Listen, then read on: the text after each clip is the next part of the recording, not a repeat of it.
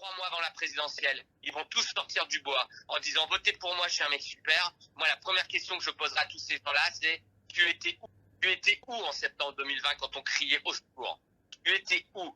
Et ça, tu vois, si tu peux faire passer un message, c'est celui-là. Tu étais où? Monsieur Castex, vos mesures partent en couille dès le commencement. Je vis très bien, monsieur Casse-tête, monsieur Casse-couille, avec ce corona bidule débile, dont je n'ai rien à foutre, dont nous n'avons rien à foutre, dont vous n'avez rien à foutre. Ce n'est qu'un prétexte. La prophétie de George Orwell se trouve réalisée aujourd'hui. C'est-à-dire qu'on nous a peu à peu supprimé tous les mots négatifs du vocabulaire qui nous permettaient de nommer négativement le capitalisme et donc de le penser négativement, et qu'on ne les remplace par des mots positifs. À partir du moment où on n'a plus que de la pensée positive, on n'est plus en démocratie, puisqu'on ne peut plus penser les contradictions du capitalisme. À partir du moment où on ne peut plus nommer quelqu'un un exploité, mais qu'on est obligé de l'appeler un défavorisé, cette personne n'est plus victime d'un exploiteur, c'est juste quelqu'un qui n'a pas eu de chance. Plus de la moitié actuellement, et probablement les 3/4, voire 9 sur 10 des cas positifs actuellement diagnostiqués sont des gens qui ne sont pas contagieux. Pourquoi? Parce que les tests PCR dans lesquels on utilise 40 cycles d'amplification arrivent à détecter des quantités infinitésimales qui ne sont seulement que la trace d'un organisme qui s'est défendu. Et c'est donc en fait la démonstration d'une capacité de défense et d'une guérison que l'on est en train de mettre en place.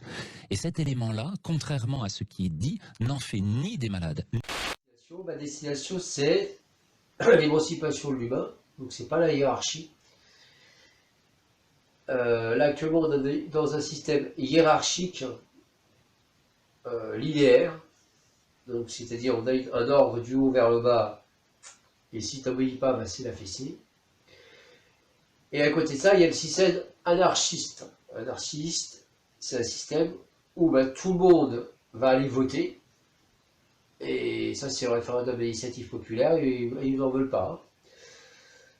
Et donc, évidemment, l'anarchie n'a rien à voir avec le chaos. Et donc, individuellement, on est obligé de continuer à faire des projets. Mais on sait tous qu'on ne devrait pas. Et donc, la question, ce qui est intéressant dans un atelier de désintoxication de la langue de bois, c'est d'être tout un tas à valider ensemble qu'on se fout de nous et il va être temps de se défendre. Testez donc vos propres testicules dans vos partouzes epstiniennes et foutez-nous la paix avec vos tests PCR et autres, vos traçages des cas contacts. La mort par Covid, c'est 0,01%. Quand je te disais que les dépistages massifs organisés par l'ARS ne servaient à rien, toi, tu étais. Ouais. Donc je lance un appel solennel aux hommes politiques qui ont des couilles pour sortir du bois maintenant, sortir de l'ombre. La communication gouvernementale sur le dernier clip qui a été montré, à nouveau montrant la responsabilité des jeunes générations sur l'aggravation de leur grand-mère, est inique. Terrifiant. Ce clip est immonde.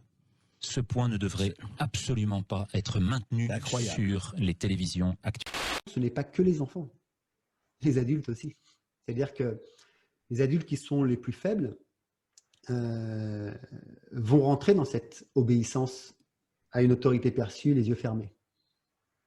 Puisque, on le voit, ça commence déjà, c'est-à-dire qu'on accepte des lois, on accepte des règles ou des décrets qu'on n'aurait jamais acceptés en temps normal.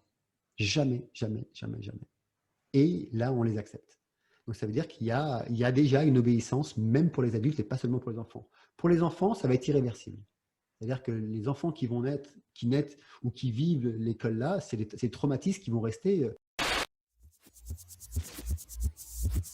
On voit tout de suite la différence avec l'éducation nationale. L'éducation nationale, précisément, c'est l'éducation du peuple.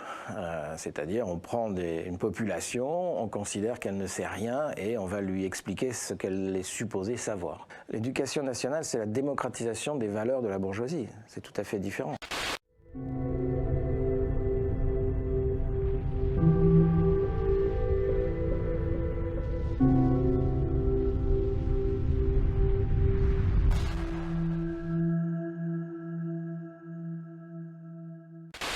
Ça m'amène à vous proposer une alternative, étant donné que que les Américains, Donald Trump, présente depuis quelque temps l'hypothèse que le gouvernement américain serait possiblement contrôlé par des puissances extraterrestres. Bonsoir à toutes et à tous, j'espère que vous allez bien. Alors pour ceux qui se demandent où est passé Silvano Trota, je vous mets le lien de sa nouvelle chaîne sous ma vidéo. Donc il est maintenant sur une chaîne qui s'appelle Odyssée. Il ne peut plus publier jusqu'au 15 décembre sur YouTube. Déjà, vous me demandiez sur le masque, donc je vous ai répondu par une question à laquelle vous ne m'avez pas vraiment répondu. Vous m'avez répondu en me posant une autre question sur le vaccin. Ma Mais donc, réponse finalement, n'intéresse personne, c'est vous l'experte. Puisque ce n'est pas une démarche qualité, c'est une démarche productivité, bien sûr. Comment est-ce qu'on se bat contre l'harmonisation des diplômes, contre l'autonomie des universités, tous ces jolis mots qui sont en fait des horreurs extraordinairement oppressives. Comment on se bat contre l'excellence, comment on se bat, voilà. Eh bien, on ne sait pas. On ne sait pas, et donc les syndicats sont complètement coincés dans des effets de langage. Hein, quand un licenciement collectif s'appelle désormais un plan de sauvegarde de l'emploi, eh bien, allez vous battre contre un plan de sauvegarde de l'emploi quand vous êtes un syndicat.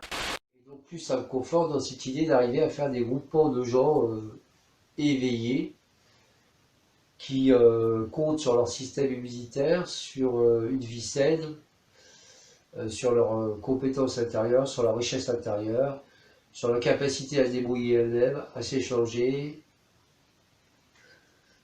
Voilà, je crois en ça.